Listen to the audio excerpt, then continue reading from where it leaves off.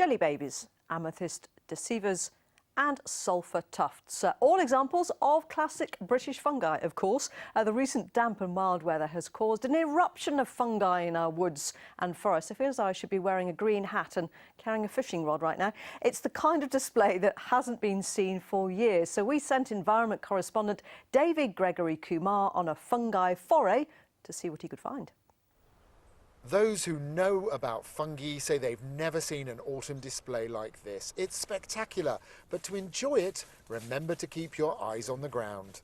One of my first outings with my little granddaughter Morgan was to go looking for mushrooms, and she's absolutely fascinated by them. And I'm convinced that it's because children are nearer to the ground that they spot them more. There's a lot of varied varieties all around, and they're coming up everywhere at the moment.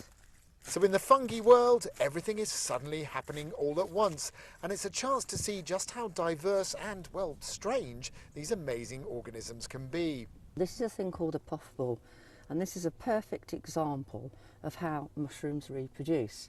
As it gets older, it develops this little aperture in the top, and then when an animal or the rain hits it, out come the spores. This is showing you the different forms that fungi can take. They don't look like mushrooms to me. Well, you see, this is where we make the mistake of using the words mushroom and toadstool. They're all the same thing, they are all fungi, and these are fungi. For a few years, there was a huge focus on foraging, picking and cooking with wild mushrooms.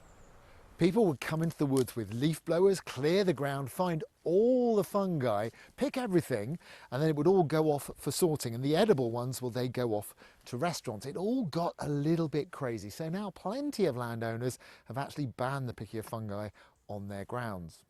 So now the advice is to enjoy the display rather than thinking about what goes well with your pasta. We've seen lots of mushrooms this year. Does that mean next year will be a bumper crop? Not necessarily. If the weather conditions aren't right next year, then it may be a fairly barren year. So get out this year while you can. Get out while you can before the frosts come. These perfect conditions mean some of our rarest fungi are making an appearance. So this weekend, get out, look down and go on a fungi foray. David Gregory-Kumar, BBC Midlands Today, near Bromsgrove.